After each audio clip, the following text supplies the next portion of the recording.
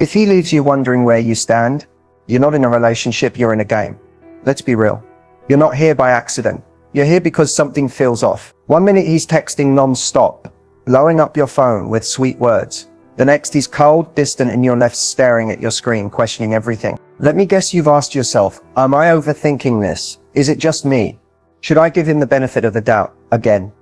Let me stop you right there. If a guy is making you feel uncertain, anxious, or confused, more often than he's making you feel secure, valued, and seen, you're not crazy. He's playing games. And the worst part, they're not always obvious. Some guys don't ghost. They breadcrumb. They don't disappear. They dangle just enough attention to keep you hooked without ever giving you the real thing. But here's the good news. You're not powerless. In fact, the moment you recognize the game, you already start to win. In this video, I'm not just going to tell you what the red flags are. I'm going to show you how to flip the script. We're talking real strategies, clear signs, and power moves that put you back in the driver's seat. So if you're tired of the confusion, the mixed signals, and the mind games, it's time to level up. Grab your tea, sis. You're about to learn how to stop being played and start being unforgettable. Let's get into it. When a guy plays games, it's not always because he's evil or trying to hurt you though. Let's be clear, that doesn't excuse his behavior. It's often deeper than that. It's psychological. A lot of men play games out of insecurity, fear, or a need for control. They crave validation, but they're terrified of vulnerability. So instead of being upfront about their feelings, they keep things murky. Why? Because if you're confused, you're easier to manage. If you're chasing him, he doesn't have to risk putting himself out there. For some guys, playing games is learned behavior. Maybe he got hurt before, or maybe he watched someone he looked up to manipulate women and thought, that's just how the game is played. Whatever the reason, it becomes a cycle. Act hot, pull back, reappear, repeat. It gives him a sense of power, like he's controlling the pace of the relationship without ever committing to it. And here's where it gets even more twisted. Some men genuinely enjoy the chase more than the connection. The minute you start showing consistency, they get bored. Not because you did anything wrong, but because they were never looking for depth in the first place. They wanted a boost to their ego, not a bond. These are the guys who flirt heavy, future fake, and then vanish the moment you start taking them seriously. There are also those who test your boundaries on purpose. They want to see how much you'll tolerate, how far they can push before you walk. And sadly, the more you excuse the behavior, the more they assume you'll keep accepting it. That's why understanding this game is so crucial, because once you see it clearly, it stops having power over you. Men who are emotionally mature don't need to play games. They value clarity, honesty, and connection. But the ones who haven't done the work, they'll keep cycling through women, leaving confusion behind like it's a signature move. So now that you know what's really going on behind those mixed signals, it's time to decide what you're going to do about it. Keep playing or level up. Let's talk signs next, because once you spot them, you'll never fall for the same tricks again. Let's talk about the signs, those little red flags that so many of us ignore because we want things to work out. But here's the truth. When a guy's not serious, he tells you. Not always with words, but through patterns, habits, and inconsistencies. So if you've been second guessing where you stand, here are 5 classic signs that he's not serious about you. And no, you're not imagining them. First, he's inconsistent. One day he's all over you, texting, calling, making plans, and then he disappears for days or acts cold. This hot and cold behavior isn't accidental. It's a control tactic, whether he realizes it or not. A man who's serious about you isn't going to risk losing you by being flaky. He's going to show up consistently. If you're constantly wondering what version of him you're going to get today, that's not romance, that's emotional roulette. Second, he avoids talking about the future.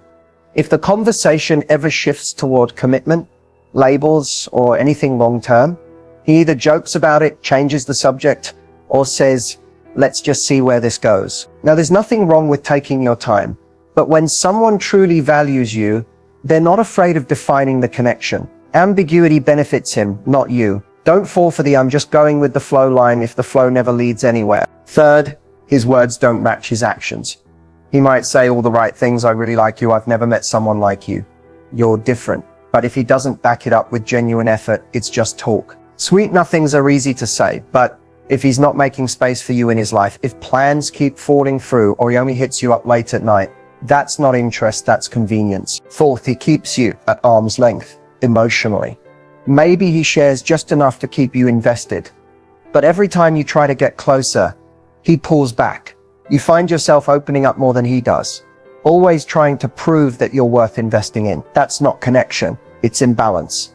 A man who's serious about you wants you to know him, and he wants to know you too. And fifth, your intuition is screaming at you, but you keep silencing it. You feel uneasy. You're always waiting, hoping, trying. You make excuses for him that you'd never make for anyone else. Deep down, you know something's off, but you don't want to walk away from the potential. Let me tell you something. Potential will keep you stuck in a situation that was never meant to grow. The right man won't make you beg for clarity, attention, or effort. So if these signs feel familiar, it's not your fault, but it is your responsibility to take the blindfold off. A man who's not serious will drain your time, energy, and heart if you let him. You deserve more. And in the next section, I'm going to tell you exactly why confronting him might not be the power move you think it is. Stay with me. So you're fed up. The mixed signals, the disappearing acts, the late night texts with no real effort behind them, it's exhausting. And at some point, you've probably thought, I just need to confront him. I'll call him out, lay everything on the table, and finally get the truth. It makes sense because you're craving clarity. You want to feel seen, heard, validated. But here's the hard truth. Confronting a guy who plays games rarely gives you the closure or honesty you're looking for. Why? Because men who play games usually aren't emotionally mature enough to own their behavior. When you confront them, they'll often do one of three things: deny it, deflect it, or flip it back on you. You might hear things like, you're overthinking, it's not that deep, or the classic, you're being too emotional. And instead of feeling empowered, you walk away feeling small, crazy, or like you just proved his point. That's not closure, that's manipulation. See, when you confront a man who's not serious, he's not going to suddenly become self-aware and admit, yeah, I've been stringing you along because I like the attention, but never had real intentions. That's not how this works. His ego is too involved. His pride is too fragile. And honestly, he probably doesn't even want to be held accountable. The moment you challenge him, he might even pull away more, go cold, or twist the narrative to make you seem like the problem. And now you're not just hurt, you're confused and doubting yourself. Here's what makes it worse. If you confront him from a place of emotion, tears, frustration, desperation, it hands him the power. He sees that you're invested, that he still has a grip on you.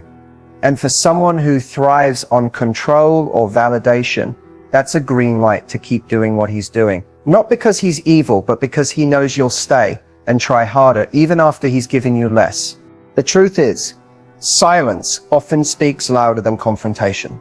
Pulling back your energy, setting boundaries with your actions, not your words, that's what gets his attention. Not because it's a game, but because it shows self-respect. When you stop explaining your worth and start demonstrating it, you shift the power dynamic. You're no longer asking him to care. You're requiring it.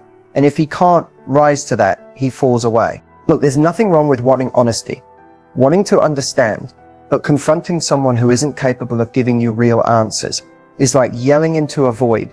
You pour your heart out and get emptiness in return. So instead of demanding clarity from someone who benefits from your confusion, give that clarity to yourself. You're not crazy. You're not too much. You're not wrong for wanting more.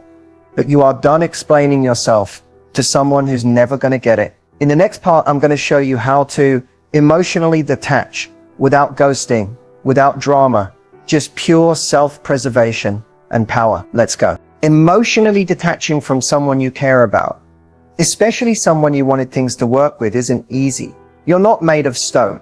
You don't just unfeel things because they're not good for you. But here's the thing, detaching doesn't mean cutting someone off cold. It doesn't mean ghosting, being petty, or pretending you never cared.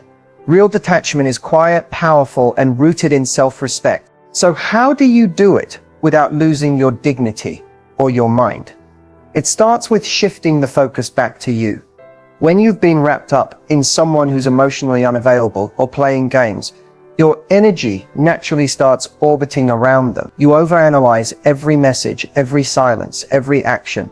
Emotional detachment begins the moment you decide to stop making them the center of your emotional world. Then start building emotional distance by removing the fuel. That means stepping back from checking their social media. No late night scrolling through their stories.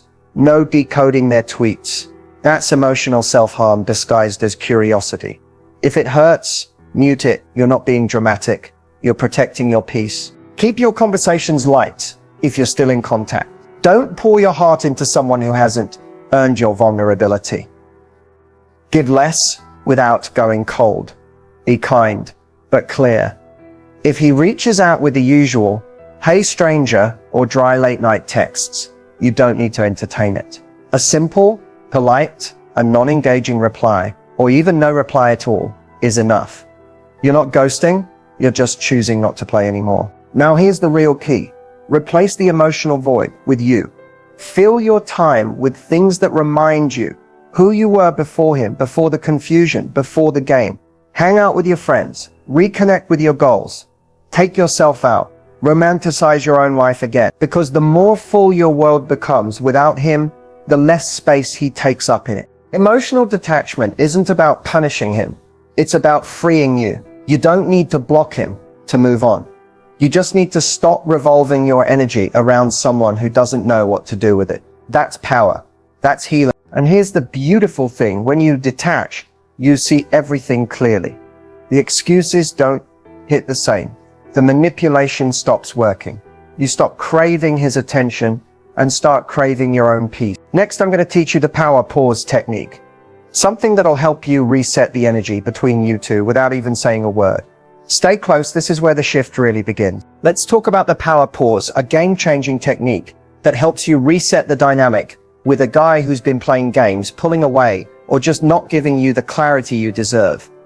It's simple, powerful, and honestly, a little bit magical when done right. And no, this isn't ghosting. This is intentional space. The power pause is about one thing: breaking the cycle. When you've been stuck in a loop of inconsistent texts, on again, off again vibes, or emotional chaos, the worst thing you can do is keep feeding that energy. Every time you reach out first, double text, or keep the convo going when it feels dry, you're reinforcing the idea that he can give you less and still keep access to you. That's where the power pause comes in. Here's how it works. You simply stop initiating. Stop reaching out. Stop over-explaining. You pull your energy back, not in a dramatic "I'm done with you" kind of way, but with quiet confidence. You don't announce it, you just do it. You let the silence speak. That's what resets the dynamic, because now he feels the absence of your presence. See, when someone is used to having your energy on tap, they get comfortable. They stop trying. The power pause disrupts that. It creates space for him to feel what it's like without your constant availability. And trust me, if he's genuinely interested, that space will speak louder than any confrontation ever could. Now, during this pause, your job is to redirect all that emotional energy back into yourself. Focus on you. Post the things you love. Spend time with people who actually pour into you. And lean into the version of yourself that existed before the confusion. Because when your attention shifts back to your own life, you stop waiting on crumbs and start attracting better. Here's the catch though. The power pause only works if it's real. If you're secretly waiting for his name to pop up on your phone every 5 minutes, you're still giving your power away. This is about detachment, not manipulation. You don't pause to punish. You pause to protect your peace. And yes, sometimes during the power pause, he won't come back. That's okay. That's information. That's clarity. If someone can lose your presence and feel nothing, they were never your person to begin with. But more often than not, when you stop feeding the game, they notice. Suddenly, the effort comes back. The "hey, been thinking about you" messages show up. The invitations, the compliments, it all returns. But now, you're different. Now you get to decide, do I really want this? Or was I just attached to the chase? The power pause is about reclaiming your control without a single dramatic word. Just silence, just space, just self-worth in action. And when he does come back, that's when you'll need your next move. Stay tuned, because up next, I'm giving you exact scripts to use when he plays hot and cold. So what do you actually say when a guy plays hot and cold? When one day he's all in, and the next he's emotionally unavailable, distant, or just weirdly detached. It's one of the most frustrating dynamics to deal with, because it constantly keeps you second guessing yourself. But you don't need to beg for clarity, over-explain your worth, or go into long emotional rants. What you need are calm, clear scripts that reflect confidence, boundaries, and self-respect. Here's the first one. For when he suddenly pulls back after being all over you, hey, I noticed the energy shifted a bit. I'm not here to chase or guess. I value direct connections, not confusion. Simple. You're calling it out without being dramatic. You're not accusing. You're stating what you see and where you stand. It makes him realize you're aware and not here to play detective. Now, let's say he comes back like nothing happened. That hot, cold move where he disappears for days, then pops back in your DMs like, hey, stranger, or missed me. Try this. Takes more than a random text to reconnect with me. Consistency is what gets my attention. This one is chef's kiss because it's flirty but firm. It lets him know you're not waiting around, and that effort, not charm, is what matters now. If he says he's just busy lately and that's why he's been distant, you can say, totally get that, life gets busy. I'm just at a point where I match the energy I receive. That hits different. You're not mad, you're not chasing, you're simply mirroring. You don't have to fight for a spot in anyone's life. And this script says that without a single ounce of desperation. Here's another one for when he tries to reheat the connection after ghosting or pulling away emotionally. I've shifted my focus lately. I realized I need deeper connections, not temporary attention. Now that one stings in the best way. It shows growth, it shows clarity, and it subtly tells him that access to you isn't a revolving door. And finally, if he ever throws that classic, I don't know what I want line, say this. That's okay. You don't have to know. I just know I'm not in the business of staying where things are unclear. Boom. That's boundary, maturity, and detachment in one sentence. The key with all these scripts is tone. You don't need to sound angry or cold. The power is in being unbothered. You're not chasing, you're not performing, you're simply expressing standards. Because remember, you don't change a hot and cold guy with pressure or emotion. You shift the energy with clarity and calm confidence. These aren't just lines. These are filters to see who's serious and who just wants access without effort. Now let's move into the real power move. How to reclaim your energy and radiate confidence after emotionally detaching. Let's talk glow up. Let's be real. You don't just want to move on. You want him to regret playing you. And not in a petty, revenge-filled way, but in that undeniable, unbothered, I leveled up without you kind of way. The truth is, nothing makes a man regret losing you faster than seeing you evolve into the version of yourself that he didn't nurture, but someone else will. So how do you do it?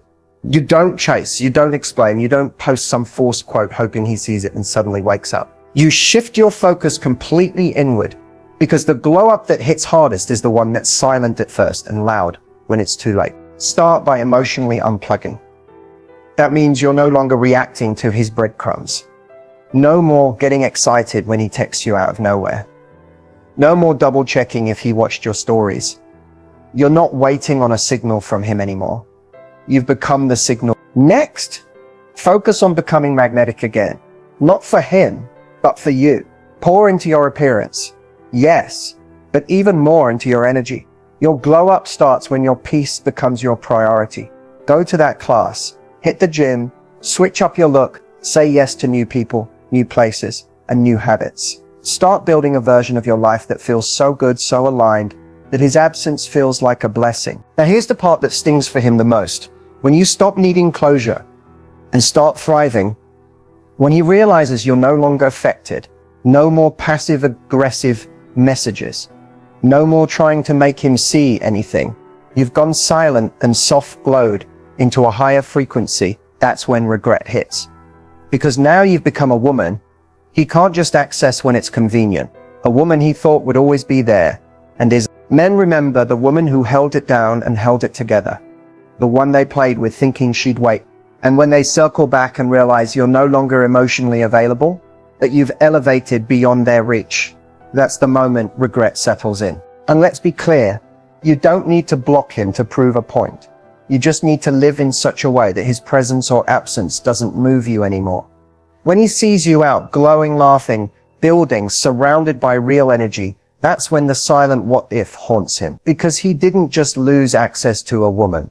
He lost access to a version of himself that only existed when he had you. So no, you don't have to get even, you just have to get elevated. That's how you make him regret playing you, by refusing to play small in the aftermath. Next, I'm giving you the exact mindset shifts to stay unbothered, even when he tries to come back. Because the real power is not reacting at all. There comes a moment when you stop asking if he'll change and start asking yourself why you're still hoping he will. That moment, it's when your heart begins to whisper what your mind has been trying to ignore. It's time to walk away for good. Knowing when to walk away isn't about a single dramatic event. Sometimes it's quiet. It's not the screaming match or the obvious betrayal. It's the slow, constant ache of being unseen. It's the conversations that never happen, the effort that never comes, and the tears you cry alone, hoping things will click for someone who just doesn't get it. You walk away when your peace is being traded for anxiety, when you're constantly on edge, wondering how he feels, what he's thinking, or why he's distant again. When love becomes a guessing game instead of a safe space, that's your sign. You walk away when your standards become negotiations. When you find yourself settling for the bare minimum because you're afraid of starting over, afraid of being alone, or afraid that maybe, just maybe, this is the best you'll get. But deep down, you know this isn't love. It's emotional survival. You walk away when you've communicated, when you've shown up, when you've given chances, and nothing changes. Because change requires willingness, not just words. A man who truly values you won't make you beg for consistency. He won't leave you confused. He'll make sure you know where you stand. And if you're not getting that, you're not asking for too much. You're just asking the wrong person. Walking away doesn't mean you didn't care. It means you cared enough about yourself to stop waiting for potential and start honoring reality. It means you're ready to stop romanticizing what could be and start choosing what is. And yes, it's going to hurt. You'll miss him. You'll replay the good moments. You'll wonder if you're doing the right thing. But I promise you, nothing is lonelier than staying with someone who makes you feel alone. That slow heartbreak, the kind that chips away at your self-worth over time, that's worse than any goodbye. So when do you walk away for good? You walk away when staying means losing you. Because one day, you're going to meet someone who doesn't play games, who doesn't make you question your worth, who shows up consistently, communicates clearly, and loves loudly. But to get there, you have to clear the space. And that starts by choosing yourself. No closure, no dramatic exit, just a quiet decision to stop shrinking, to fit someone who never saw your fullness. And that decision, that's where your healing begins. In this final part, I'm going to guide you through the mindset that keeps you strong after you walk away, so you never look back and regret choosing peace over potential. If you've made it this far, let me just say,